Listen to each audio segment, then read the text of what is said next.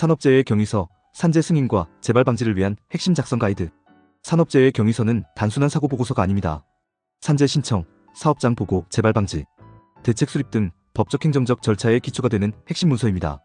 정확하고 신속한 작성이 근로자의 권리 보호와 사업주의 법적 의무 이행 모두에 필수적입니다. 이번 글에서는 산업재해 경위서의 법적 의미, 작성 요령, 주요 항목, 주의사항, 전문가 활용법까지 심층 분석해보겠습니다. 산업재해 경위서의 법적 의미와 역할. 산업재해 발생 시 작성되는 경위서는 두 가지 유형으로 구분됩니다. 1. 재해 발생 경위서. 근로자가 근로복지공단에 산재보험 급여를 신청할 때 제출하는 서류입니다. 공단은 이 서류를 근거로 산재 승인 여부를 판단하기 때문에 작성의 정확성과 구체성이 승인율에 직접적인 영향을 줍니다. 이 산업재해 조사표. 사업주가 관할 지방고용노동관서에 제출하는 공식보고서입니다. 산업안전보건법 제57조는 사망자 또는 3일 이상 휴업이 필요한 부상질병 발생 시 1개월 이내 제출을 의무화하고 있습니다. 이를 위반할 경우 미보고 시 최대 700만원, 거짓보고 시 최대 1,500만원, 중대재해의 경우 최대 3천만원의 과태료가 부과됩니다. 산업재해 조사표 제출 대상과 기한. 제출 대상 3일 이상의 휴업이 필요한 부상이나 질병이 발생한 경우입니다. 여기서 3일은 실제 휴업 일수가 아닌 의사의 진단 등 객관적 근거 기준입니다. 제출 기한 재해 발생일로부터 1개월 이내입니다. 예를 들어 3월 4일 사고면 4월 3일까지 보고해야 합니다. 중대재해의 경우 즉시 보고해야 합니다.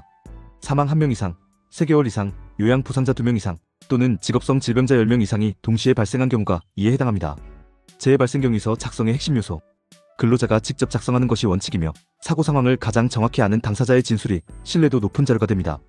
다음 항목을 반드시 포함해야 합니다. 1. 사고 발생 일시. 사고 날짜와 시간을 분 단위까지 정확히 기재합니다. 기억이 불분명할 경우 시간대라도 명시합니다. 2. 사고 발생 장소. 회사명, 부서, 작업장 위치 등 구체적 공간 정보를 기재합니다. 3. 담당 업무 내용. 본인이 수행하던 업무의 종류, 절차, 사용 장비 등을 명시합니다. 이에 재해자는 생산팀 소속으로 기계어의 조립 공정을 담당하였습니다. 4. 사고 경과 및 원인. 사고 전후 상황을 육하원칙 누가, 언제, 어디서, 무엇을, 어떻게, 왜에 따라 상세히 기술합니다. 작업 방식, 작업 환경, 사용 장비, 사고 발생 순간의 구체적 사정 등을 빠짐없이 서술합니다. 5. 부상 내용. 부상 부위, 통증 정도, 증상 등을 의학적 사실에 근거해 기록합니다. 의사의 진단서나 소견서 내용을 참고하면 정확도가 높아집니다. 6. 응급조치 및 치료 경과. 사고 직후 응급조치, 병원 이송 방법, 치료 내역 등을 구체적으로 기재합니다. 7. 업무와 재해의 인과관계. 가장 중요한 항목입니다. 사고가 업무 수행 중 발생했음을 논리적으로 설명해야 합니다. 업무 도중 발생한 직접적 사고임을 입증할 수 있는 구체적 사실을 포함하세요. 산업재해 조사표 작성 방법. 사업주는 근로복지공단이 정한 양식에 따라 정확히 작성해야 합니다. 1. 사업장 정보 기재.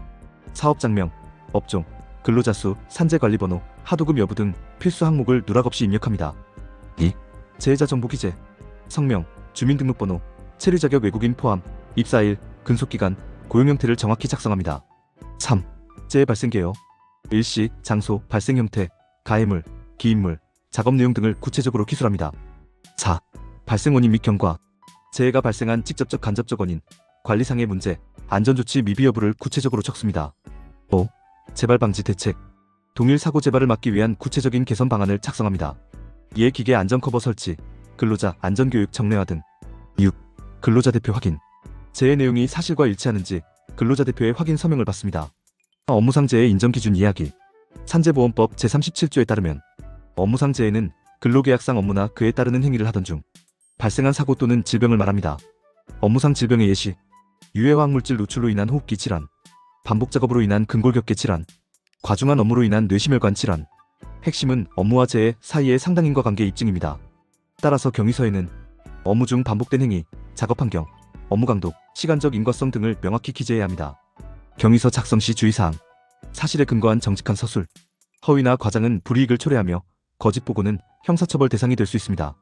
구체적이고 객관적으로 작성. 모호한 표현 대신 정확한 시간, 장소, 상황을 명시해야 합니다. 의학적 자료 반영. 의사의 진단서, 치료 기록, 검사 결과를 참고해 부상 사실을 구체화합니다. 증빙 자료 첨부. 진단서, 의료비 영수증, MRI CT 결과, 목격자 진술서, 현장 사진 등 가능한 모든 증거를 첨부하세요. 전문가의 조력 활용하기. 산업재해 경위서 작성은 산재 승인 여부를 결정짓는 핵심 단계입니다. 따라서 산재 전문 노무사나 전문가의 자문을 받는 것이 승인율을 높이는 지름길입니다. 전문가는 산재 인정 기준에 따른 문서 구성 조언, 인과관계 입증 논리 설계, 공단 조사 및 불승인 시 이의 신청 대응 전략 수립 등을 종합적으로 지원할 수 있습니다. 특히 요추 추간판 탈출증, 뇌심혈관 질환, 직업성 질병 등 업무 관련성이 불명확한 질병의 경우 전문가 도움 없이 단독으로 경위서를 작성하면 인정 가능성이 현저히 낮아질 수 있습니다. 결론: 정확한 경위서가 산재 승인 성공의 열쇠. 산업재해 경위서는 단순한 행정 문서가 아니라 근로자의 권리를 지키고 재발을 방지하는 가장 중요한 법적 근거 자료입니다. 정확한 사실 기록, 의학적 근거, 업무 인과관계 입증, 그리고 전문가의 조력이 결합된다면 산재 승인 가능성을 높일 뿐 아니라 재발 방지 대책 수립에도 실질적인 도움이 됩니다. 산재는 결코 개인의 과실이 아니라 안전관리의 결과입니다. 한 줄의 경위서라도 사실과 책임의식으로 작성한다면 그 문서는 근로자의 정당한 권리를 지키는 첫걸음이 됩니다. 이상 산업재해 경위서에 대해 살펴봤습니다. 당신의 생각을 댓글로 남겨주세요. 영상이 도움되셨다면 구독과 좋아요,